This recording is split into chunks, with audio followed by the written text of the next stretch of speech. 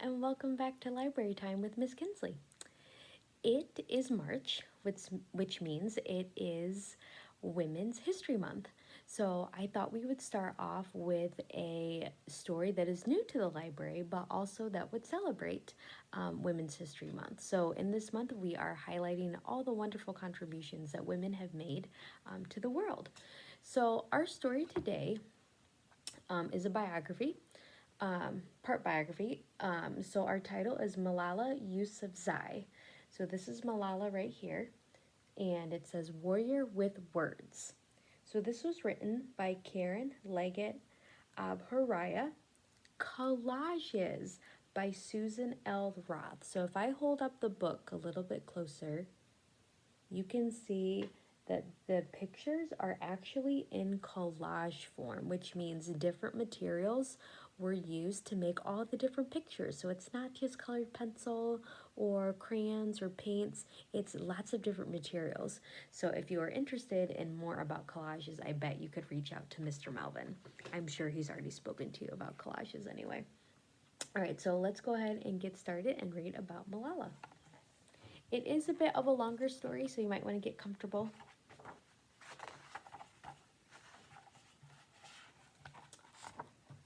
Again, these pictures are just beautiful with the collages, so I'll make sure to show you the pictures.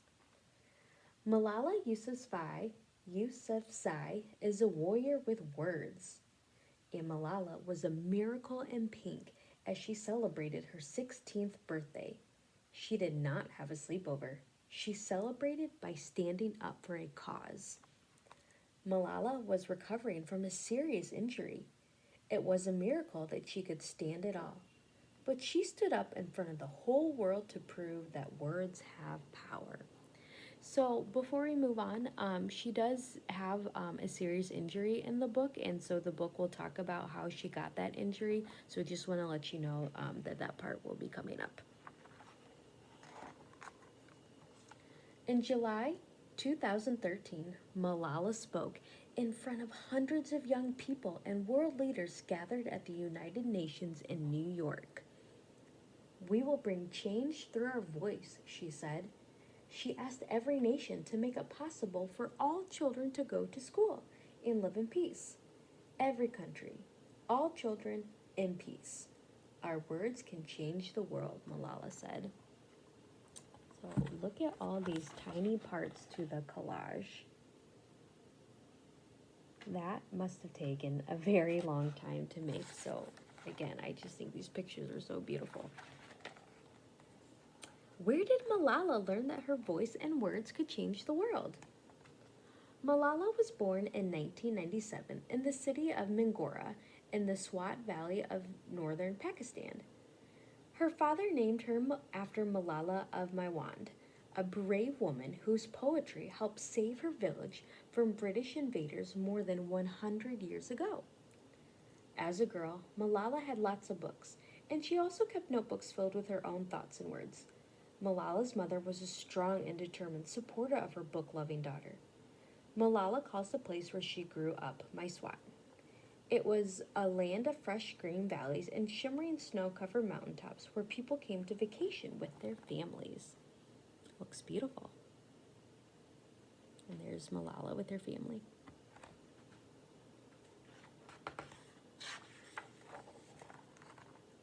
In 2007, when Malala was 10 years old, the Swat Valley became the center of a war between the Taliban and the government of Pakistan. Taliban leaders said girls should not go to school. Malala's father was the principal of her school for girls. He encouraged his daughter to tell the world about the difficult days under Taliban rule. So Malala wrote a blog. So that's where you write stuff.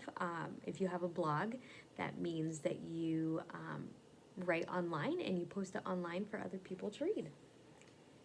It first appeared in 2009 in both her native Urdu and in English on British Broadcasting Corporation, BBC websites. She used the name Gul Mackay so that no one would know who was really writing the blog.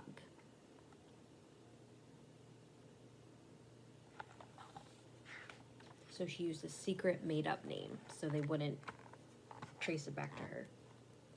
I was getting ready for school, Malala wrote on the blog, when I remembered that our principal had told us not to wear uniforms and come to school wearing normal colors instead. So Malala dressed in her favorite color, pink, and other girls wore bright colors too. I love pink. But when they arrived at school during the morning assembly, we were told not to wear colorful clothes as the Taliban would object to it.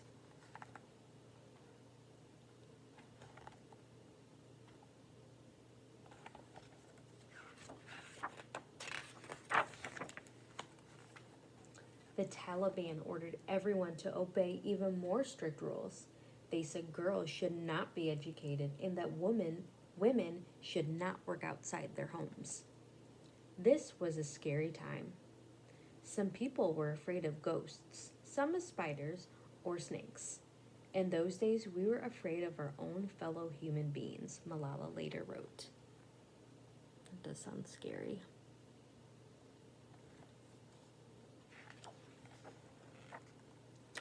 Many of Malala's friends were fearful. Some of them moved with their families to other villages or towns in Pakistan. Only 11 students still attended Malala's class that normally had 27 children. Just before winter vacation started on January 15, 2009, the Taliban announced that all schools for girls in the Swat Valley were closing and would not reopen. Malala's father wanted the family to stay in Mingora, but gunfire kept everyone awake most nights.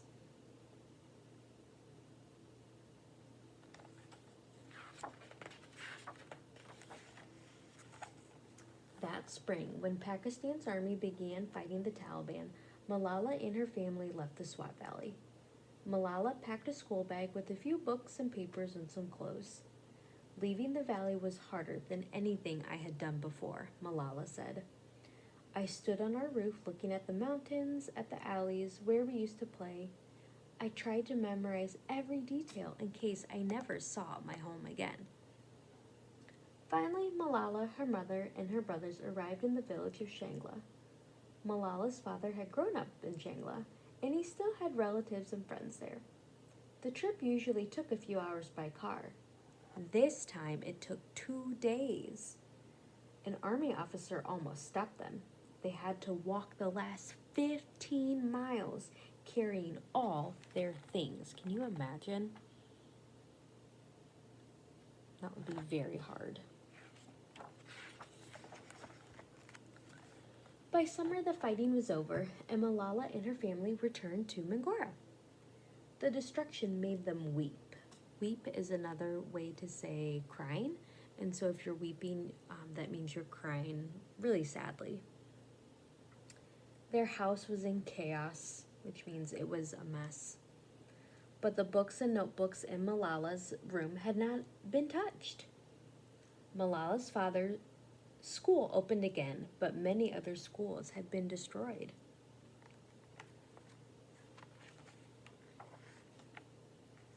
Malala was sad and angry. She began speaking out to everyone who would listen, and she did not hide her name anymore.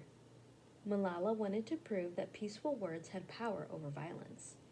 For her courage, Malala won Pakistan's first National Youth Peace Prize in 2011. During an interview about the prize for Pakistani television, Malala was asked if she was afraid. Malala said she could imagine being face to face with members of the Taliban. I will tell them what they are trying to do is wrong, that education is our basic right.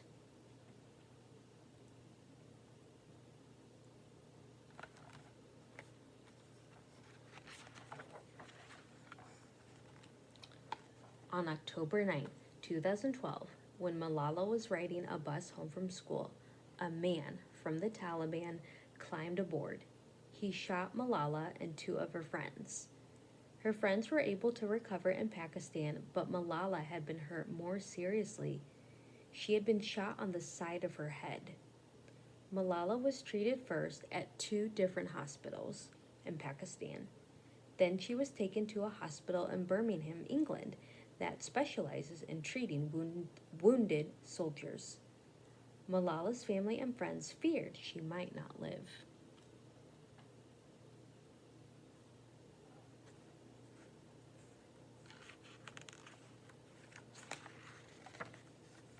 Miraculously, Malala recovered with no injury to her brain.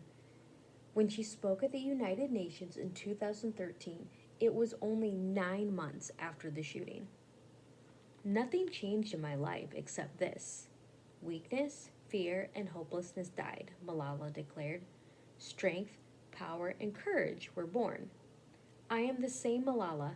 My ambitions are the same. My hopes are the same. My dreams are the same.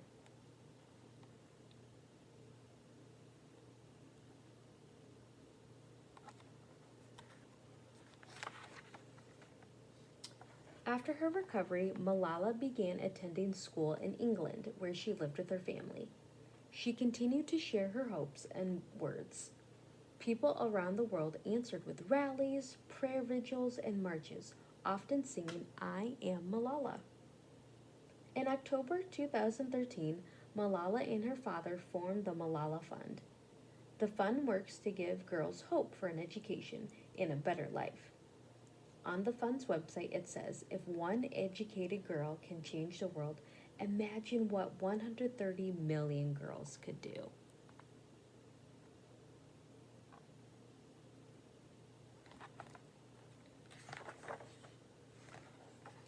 In 2014, at the age of 17, Malala became the youngest person to win the Nobel Peace Prize. It's a very big honor.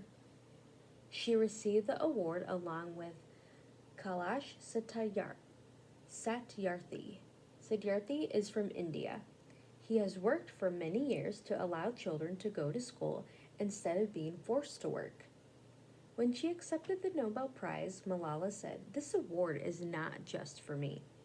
It is for those forgotten children who want education. It is for those frightened children who want peace. It is for those voiceless children who want change. So there she is with her award.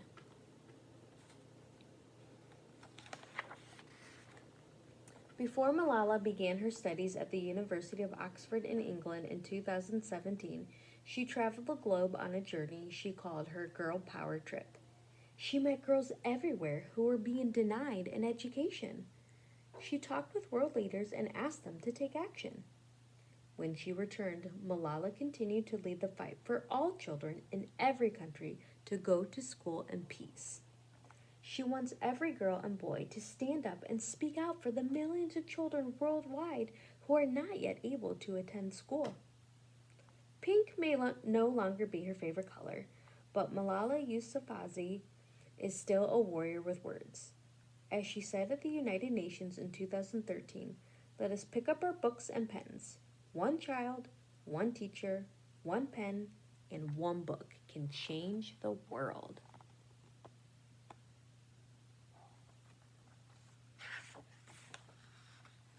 And so at the end of the book, there's just more information about Pakistan, the Taliban, the Malala Fund. So this is a picture of a real photograph of Malala and what she looks like.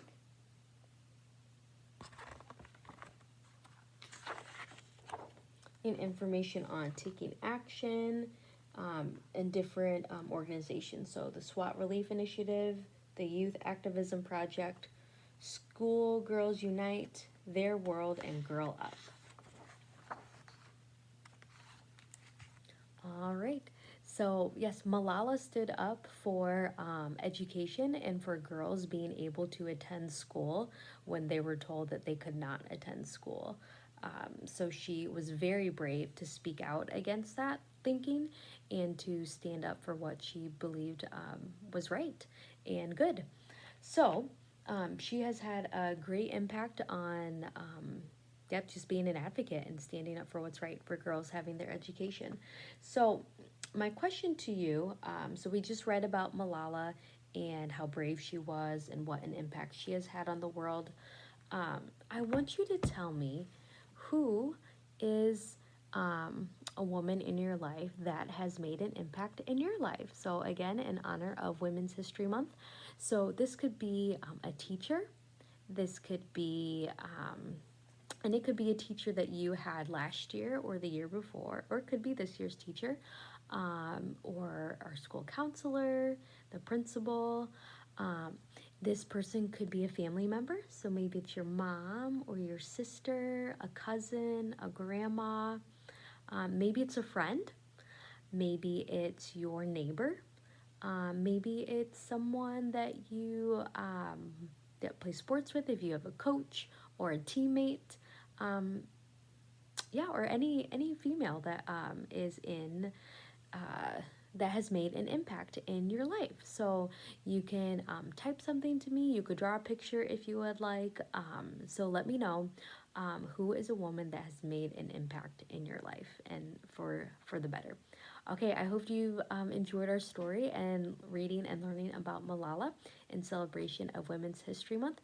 Don't forget that you are able to check out books if you would like to. So you can use the Follow Destiny app to do that. And if you're not quite sure how to do that, then you can watch the video that I have also included. Okay, it was so good to be together again. I will see you next time. Goodbye.